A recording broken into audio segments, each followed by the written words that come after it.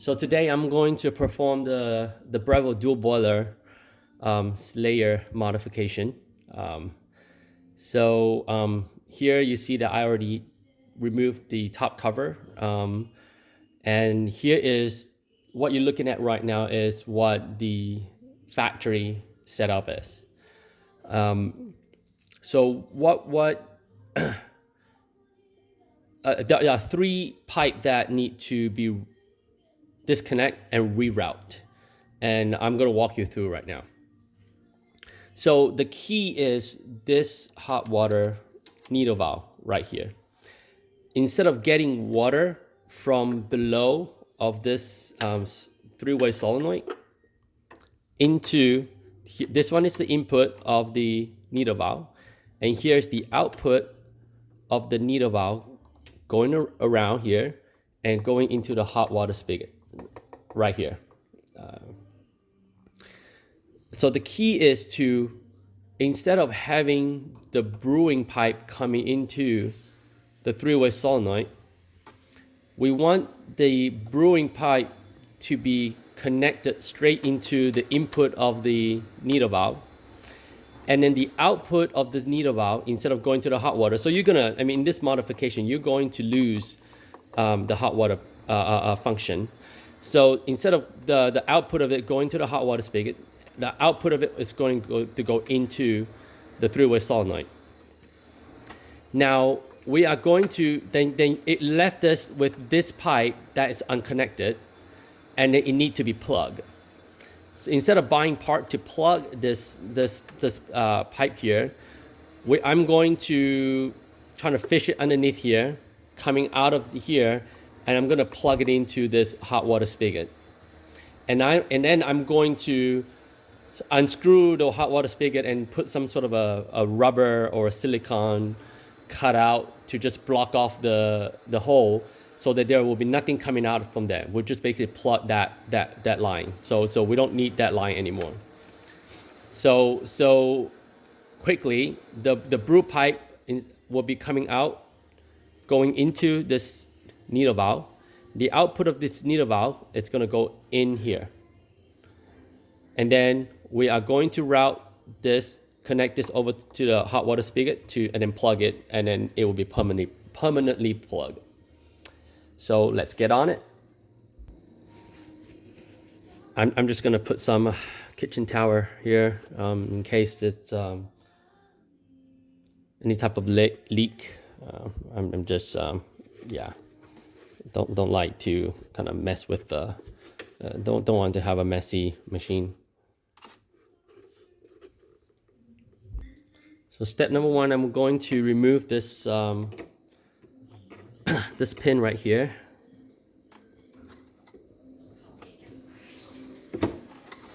It's always helpful to have this sort of a plier.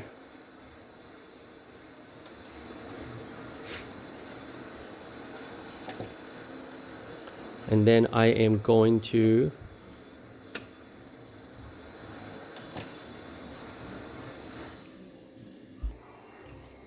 I'm going to remove this one right now.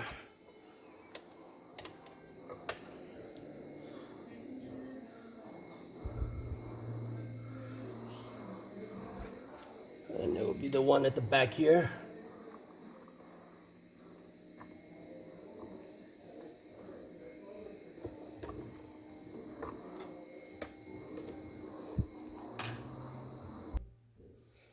Use a tweezer.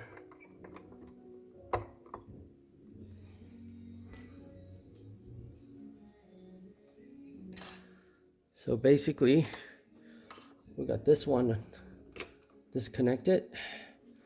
Now, the key is when you disconnect this thing, there should be an O-ring right here. It didn't come out, so I'm pretty sure the O-ring is in there. So you got to pay attention to things like that. I'm going to remove this one. Obviously, there's no O-ring here as well. So there will be no O-ring in there. Either you can replace them, inspect them, make sure they're still good. Most of the time, if you don't have a leak prior, then you shouldn't have a leak right now. And I'm gonna be I'm gonna remove this as well. Again, the O-ring is not there. So I'm gonna fish this one through here. Number one, number two, I'm gonna leave that open right now. Here's the third one. So basically, we want to route this one into here, and the output of this will go in here, and then we are going to just plug this guy coming from the bottom. That used to be the input of the needle valve. Simple as that.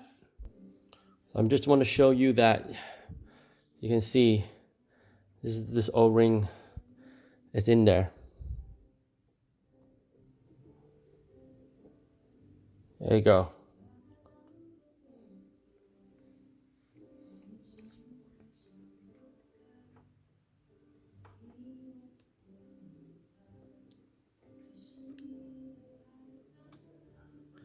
Here's another one.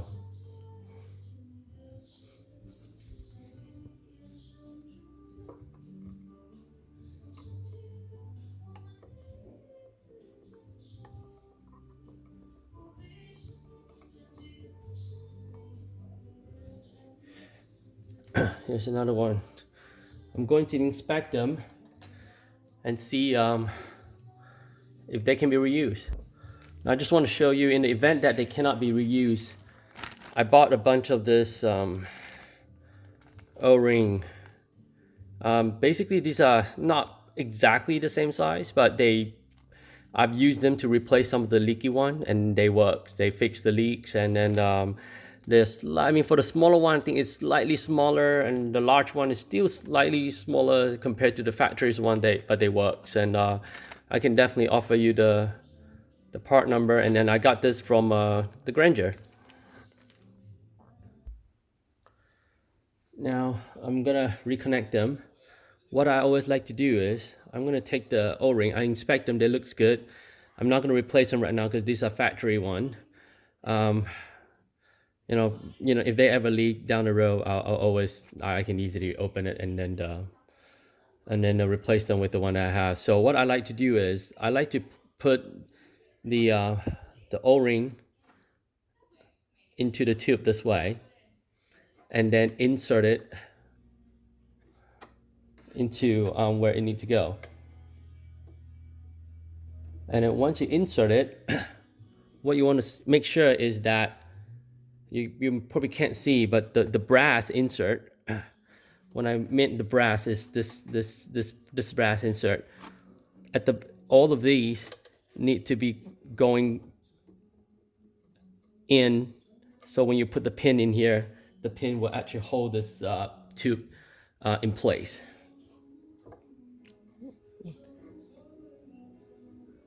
There you go. Reconnect the first one. Done. It is that simple. And the second one, same thing I'm gonna do. All right, there's a bit of I get some time. Just want to make sure to clean them all out. There you go. And this will go. Oh, look, it came. So let me pull it out again.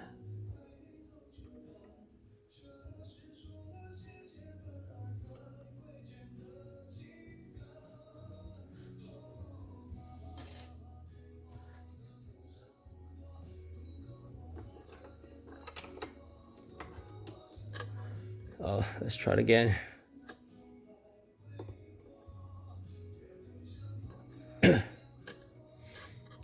Straighten this up a little bit because it was not meant for this location. So it's straight. It's easier to insert it.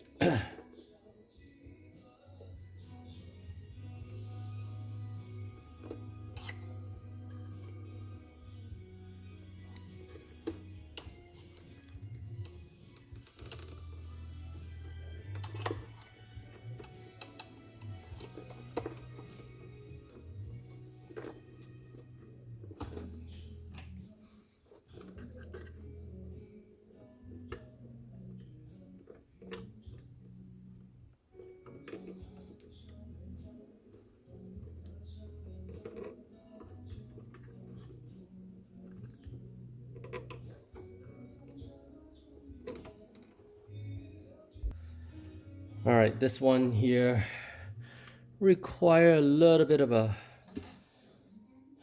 muscle to force it in, but we'll test it out and make sure there's no leak left.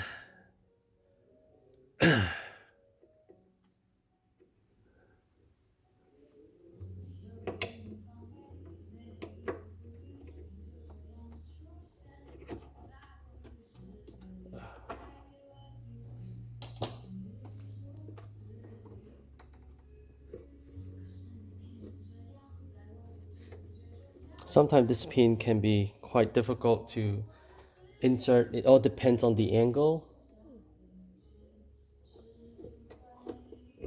There you go. It's really convenient to have this needle plier to grab at the head and then trying to, work on your angle and then kind of, force it in. All right, now we got all this hooked up. I'm just trying to fish this here, which was the input of the hot water needle valve underneath here, so that somehow it'll come out here and then plug it into the hot water spigot.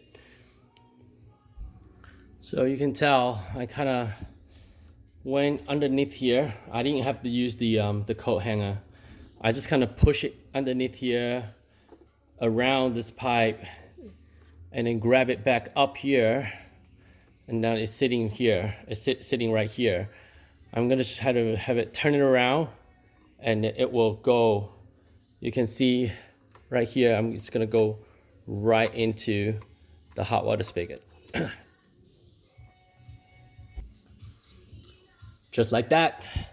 Guys, it's literally, it's as crazy as it sounds, it's a 10-minute modification. And there you go, it's completed. I'm not gonna put the cover back on. I'm gonna turn on the machine and give it a try. Oh no, there's one more step. I need to open up the spigot and cut a piece of rubber or something, a silicone, to cover it up. I'll show you. So before we go to the water spigot, I just want to give you some sort of a close up. So again, I know you probably know this by now, but we're connecting this into the input of this needle valve, and the output of this needle valve will be routed to the input of the solenoid that used to get water from this right here. And then the input to the hot water valve coming right below the solenoid. I kind of push it through, fish it over here. It's coming out from this button and going into the hot water spigot, which used to get the water from the output of the needle valve. So basically, what we're trying to do is we're going to unscrew this hot water spigot, and then we're gonna put a piece of silicone in there. Now, if you still got one of this tool here coming with the machine, you can use this to basically put it up here and unscrew this hot water spigot.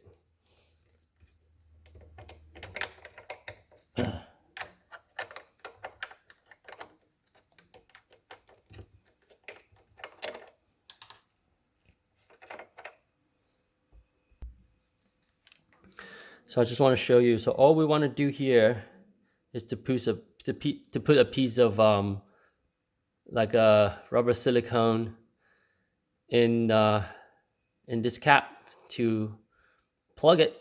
Simple as that. So here you can see I found a piece of silicone, sort of rubberish. I'm not sure what it is actually.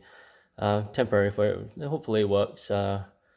Put it in there, and then we're gonna screw it back up, and hopefully it works. All right, tighten it back up. Ready to pull a shot now.